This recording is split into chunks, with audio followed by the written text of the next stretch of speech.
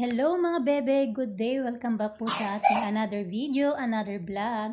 For today's video guys, para ito sa ating mga anak or sa ating mga kinakahiligan nila. Tulad ng ating mga anak na baby girl. So, ang i-unboxing ko ngayon mga bebe, mga baby girl dyan. So, meron tayong styling head doll. So, i-unboxing natin to. Ito sa alaga ko to guys ha. So, gusto ko lang siyang i-unboxing sa inyo para sa makita nyo kung gaano kaganda yung doll ng aking alaga. So, ngayon mga baby girl, gaano nga ba kaganda ang styling head doll. So, ayan mga bebe, meron siyang ayan yung hair niya, itong ng pic niya ng ganyan kaganda yung ng doll. So, ito yung pwedeng gayahin nyo, mga bebe, kung anong gusto nyong gawing design sa hair ng doll na to. So, ayan siya. Ayan. So, i-unboxing natin siya. So, ito ang itsura niya, mga bebe. Charan! Ang ganda-ganda. Sobrang ganda mga bebe. So mga baby girls, siguradong talagang ang mga anak natin na mga babae na mga mahilig talaga sa mga Barbie doll, sa mga doll. So, eto kung tingnan nyo naman mga bebe, gaano kaganda ang ating doll.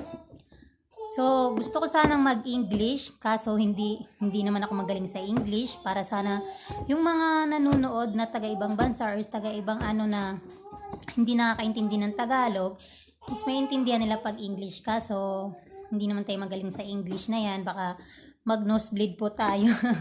So, yan na, simulan na natin siya.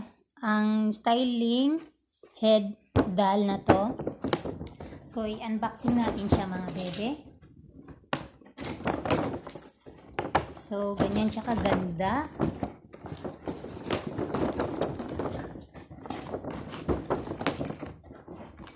Ganyan siya kaganda.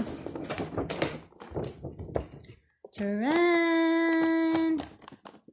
So, ayan mga baby girl. So, ito, napakaganda niya. Kung anong gawin nyo, mag-ponytail kayo.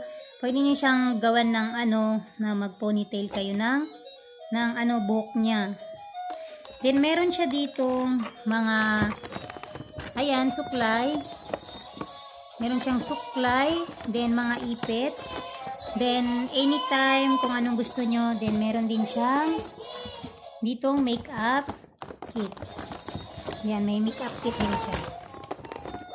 So, bubuksan natin para makita nyo, mga bebe. Makita nyo kung gaano kaganda ang ating doll.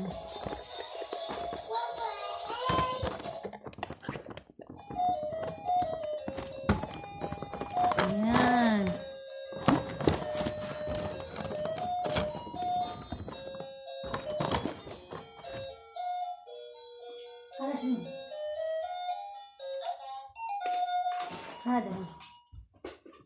Kung gaano kaganda ang ating doll.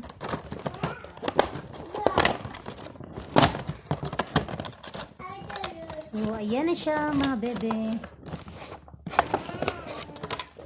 Wow! Wow!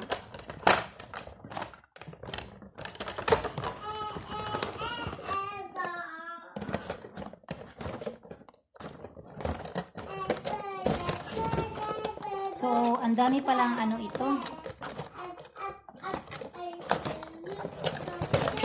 So, trend! Sobrang ganda.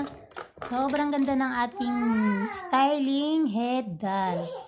So, Nurala, sit down. Sobrang ganda. So, pwede kayong mga bebe magtirintas or maglagay ng ipit. O pwede nyo siyang make-upan. Then, pwede nyo siyang lagyan ng tali. So, ang smooth ng hair ng ating doll, mga bebe. So, pwede nyo siyang hindi naman din kasi ako magaling mag-ponytail. So, ganyan kaganda siya. ang ating sit down Nora, sit down. Ang ating head doll.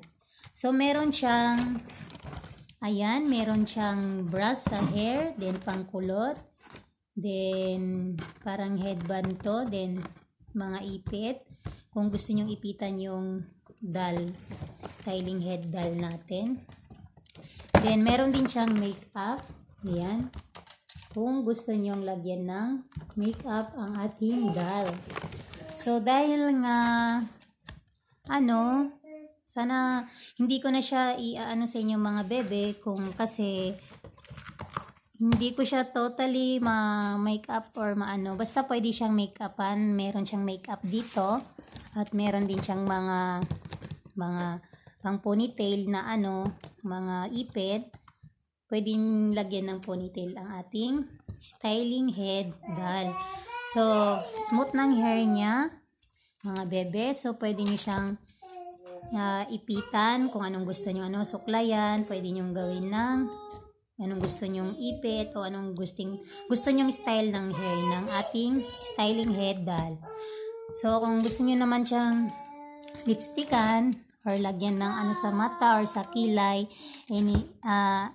anyone what you want. So, pwede nyo siyang make-upan mga bebe. So, ito lang yung natin. Yan yung make-up niya.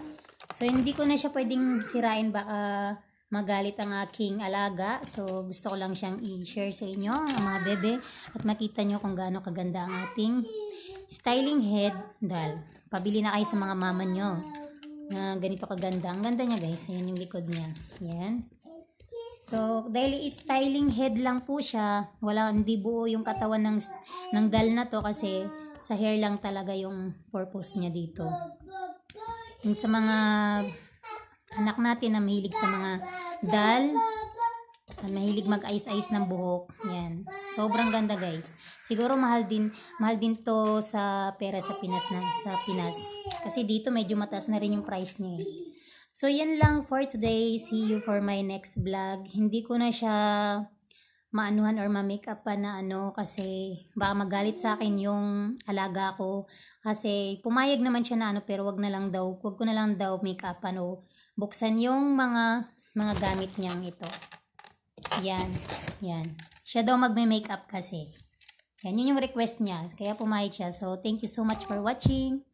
Mga bebe, so mga baby girl dyan, kung nagustuhan nyo yung vlog ni Ate Winnie, so please like and subscribe my channel. Thank you so much and see you my next vlog.